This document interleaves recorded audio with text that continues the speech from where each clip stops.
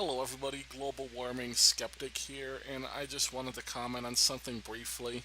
There will be this video and there will be one other video coming up pertaining to the polls of Donald Trump. But before we get into any of that, I just want to, while it's fresh in my mind, give you a little look at this. Here is a breaking news feed. Now, as you can see here, let me put this full screen. And fellow Americans. Let's start it over just to make sure you saw it all. Now, of course, this looks like a man taking Bernie signs. You can see he's got a handful of what look like Bernie signs, and you'll see him reaching out for one here and looking around the crowd, supposedly for more. Play the video. Fellow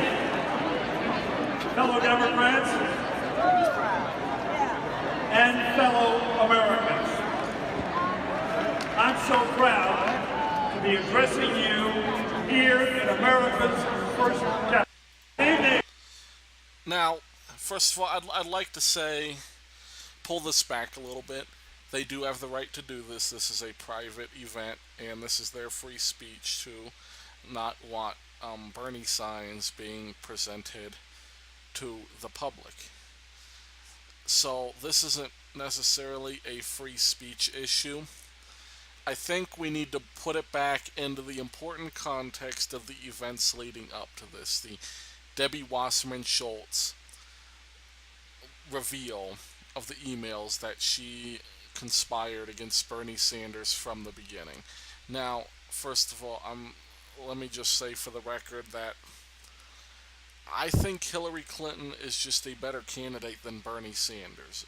I'm not going to lie. Bernie Sanders, his policies would be a disaster. Saying that, he got screwed. And all that conspiring proves that he did get screwed in a very close primary. A very hotly contested primary. That was closer than the delegate count, may I add. A very close primary. I think the difference was, 300 delegates or something? This very well could have tipped the balance. Bernie Sanders could have won. I don't know if he would have, but it would have been even closer. Let's just put it that way. Bernie Sanders absolutely did get screwed. And just this, do you think with this organization, you saw at the Republican convention, it was a lot more free-flowing. People weren't as enthusiastic about the candidates, except for Trump. They were a lot more individualized. They were holding up the signs that they wanted to hold up. They weren't directed to hold up their Hillary signs, their Elizabeth Warren signs, what have you, or any specific issue signs. The Young Turks pointed out it looked more organized, but is that a good thing? Because we want a diversity of opinions even at a convention. That's important. That's freedom. That is what freedom is. A diversity of opinions, a melting pot of different viewpoints, races, people, ethnicities, etc.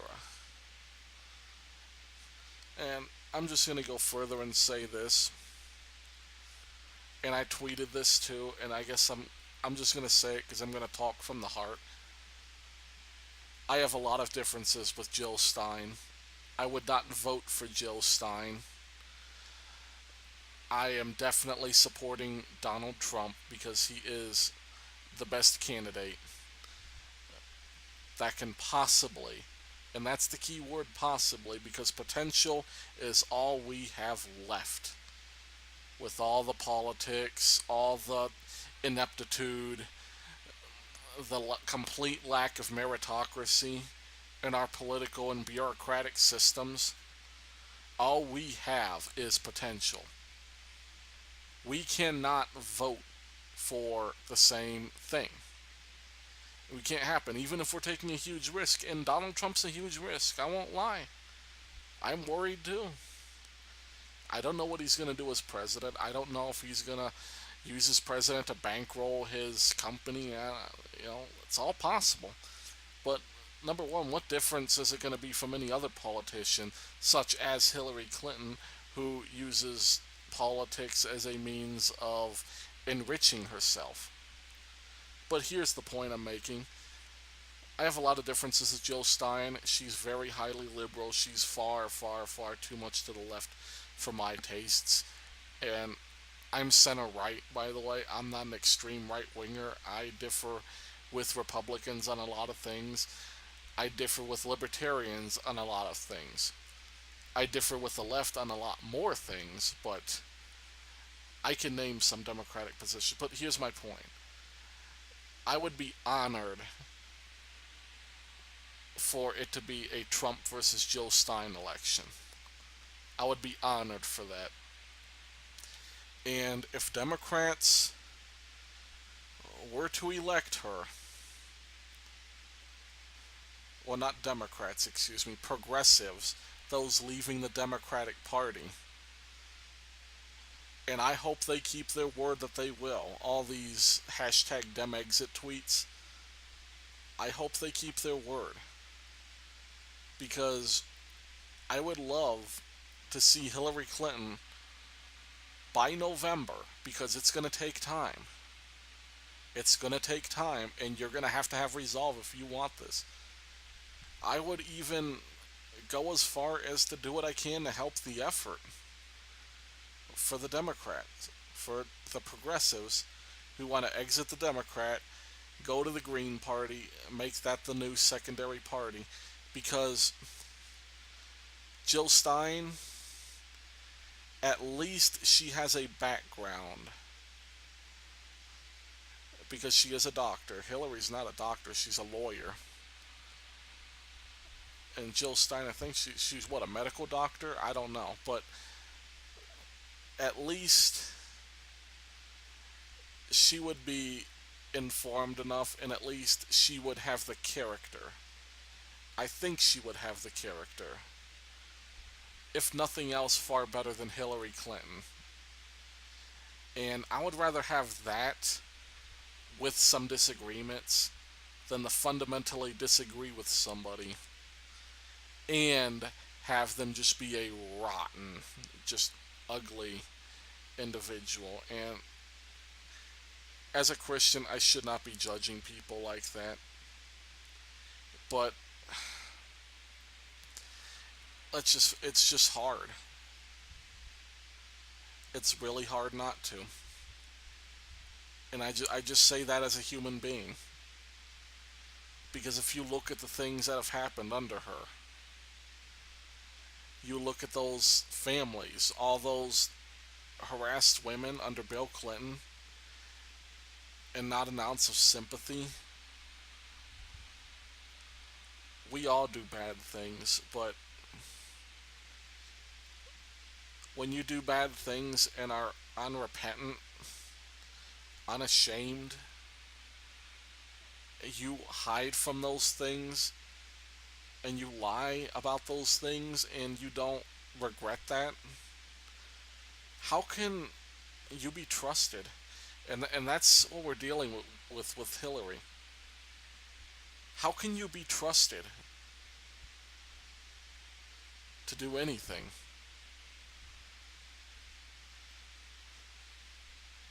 And Jill Stein, at least you could take her for whether she'd be effective or not, whether her policies would be effective or not. I don't believe they would be. But you could trust her to at least try, compromise, and perhaps change her mind a little bit if she were to be found wrong. Rather than just seeing everything as, what can I do in the chessboard of politics to put myself and those around me in better position? That's the wrong way of looking at it. It is fundamentally wrong. It's wrong-headed. it's wrong morally, and it's just the wrong direction for the country because, as Trump says, I don't think we have 4 more years to start fixing the problems that are plaguing us. I don't think we have it. Because there is a fundamental anger festering within this country. An anger deep, fundamental, dividing us in half. And if things do not change to the point where we can unite together, where we can find common ground, we're not going to have a country. There will be cries of secession, there will be cries of division, and yes, there will even be violence. There will be a lot of violence. And soon it's not just going to come against cops with Black Lives Matter, it's going to spread. There are a lot of angry, disenfranchised people who feel left out in this country, Republicans and Democrats. This isn't a one-party issue. This is not a one-party issue.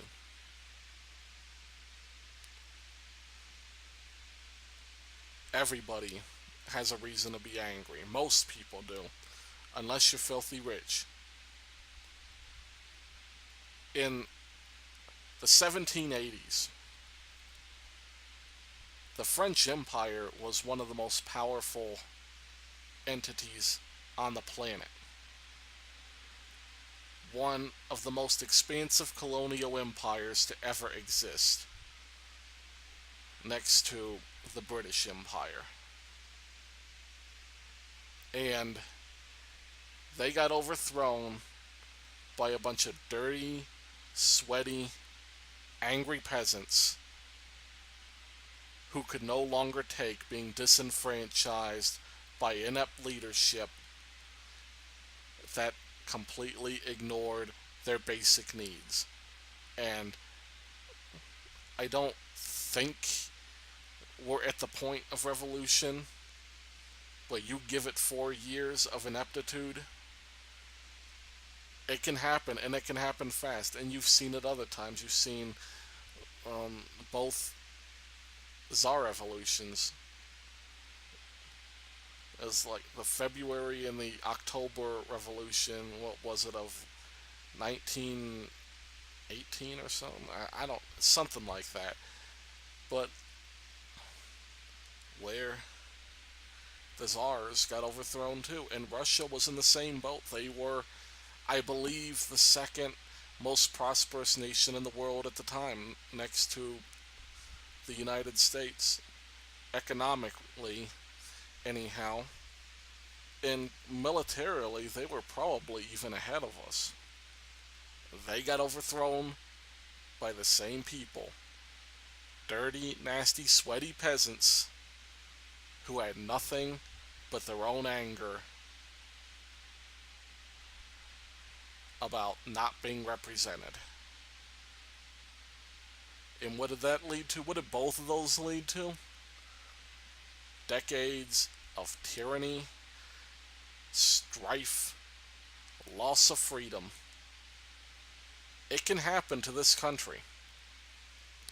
It can happen to the United States. For those of you saying tyranny cannot come to our shores, I implore you to look through the history books at the countless examples of revolutions, at the idea that the people were ignored by the bureaucratic and political elites. I implore you, because you look at almost every revolution that has happened in history, it's happened for that very reason. It's always happened for that reason, and it's happened to powerful nations, powerful, perhaps more powerful than even us. So, I've kind of gone off on a rant, I guess. I'm going to leave this on here because it's just me talking, man. It's just me talking. Thanks for listening.